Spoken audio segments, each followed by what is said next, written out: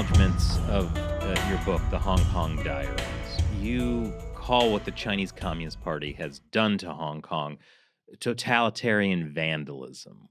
Why did you choose that phrase? Well, China is, alas, run at present by a totalitarian regime.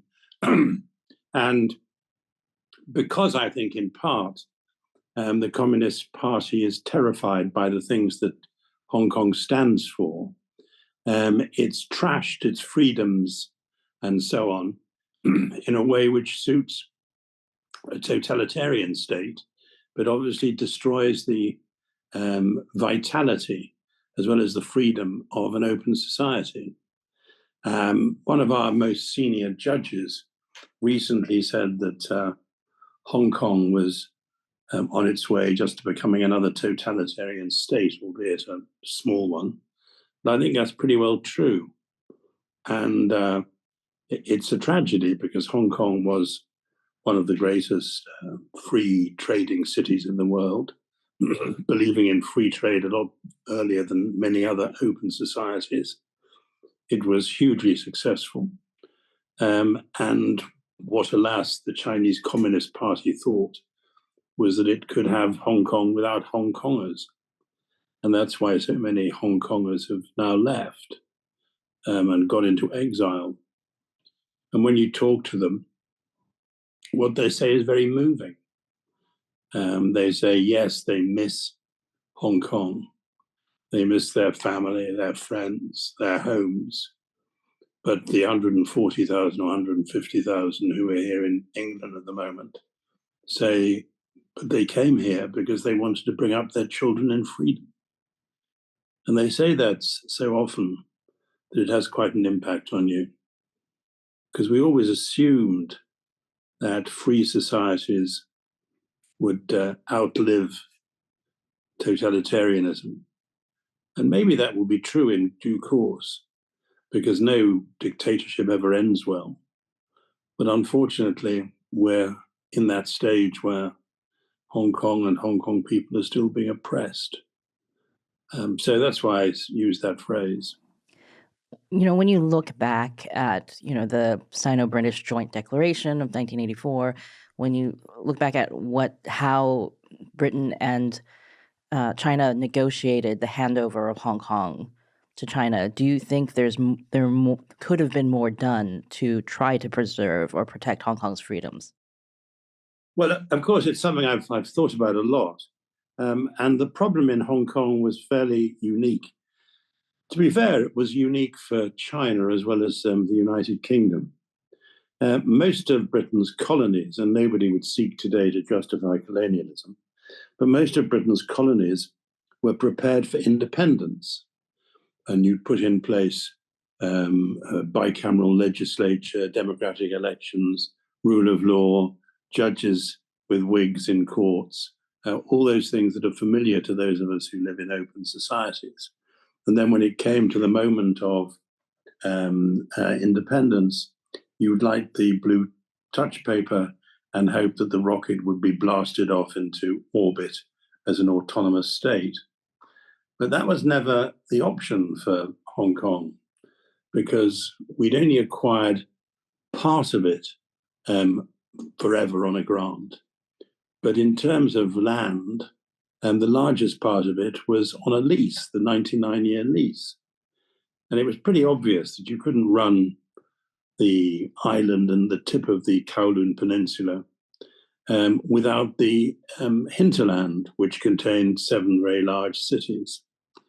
So we had to negotiate for the transfer of Hong Kong sovereignty to China, doing our best to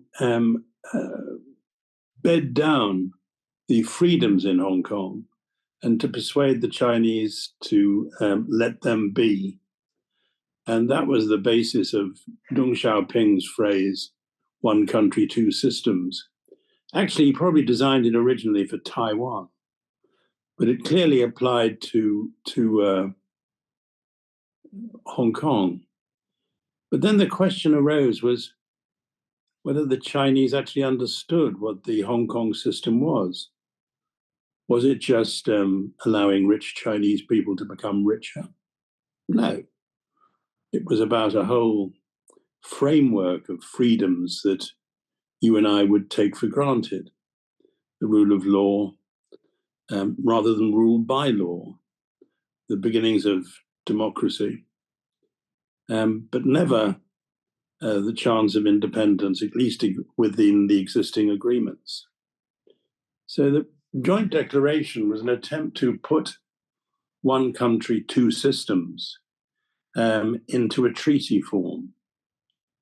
And the Chinese Communist Party agreed that it would keep the Hong Kong system as it was, while Hong Kong nevertheless became part of China in terms of sovereignty.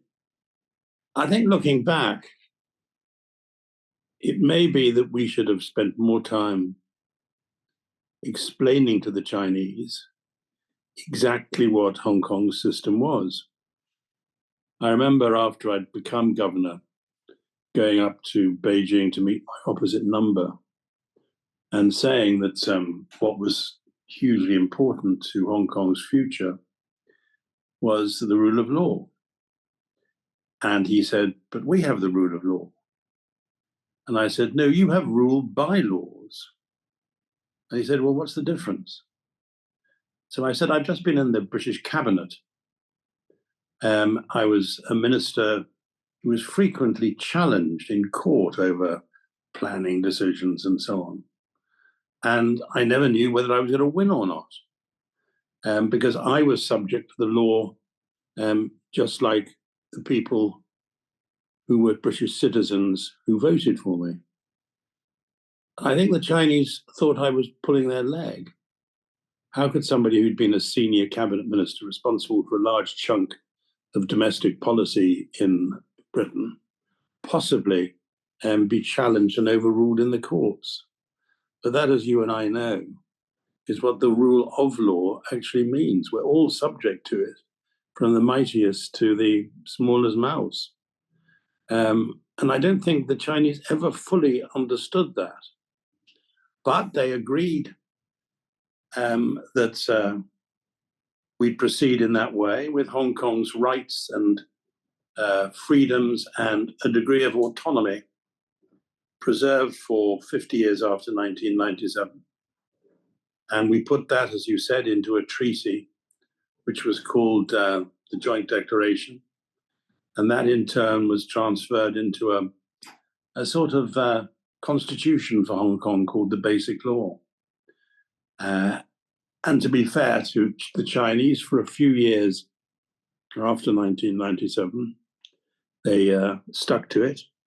They resiled from it in some ways. They slowed down the pace of democratization, which they'd promised earlier would be entirely decided by people in Hong Kong. And they interfered more in Hong Kong than they should have done. But by and large, Hong Kong was still the place it had been, recognizably the place it had been in the first years after 1997 under Chinese rule. That really all started to change pretty dramatically with Xi Jinping for reasons which we can explore. But I'm not sure that we could ever have imagined that. Milton Friedman and others always argued that one country, two systems was impossible, that it was sort of oxymoronic. But I'm not sure what else we could have done than try to negotiate that and hope that the Chinese would be as good as their word.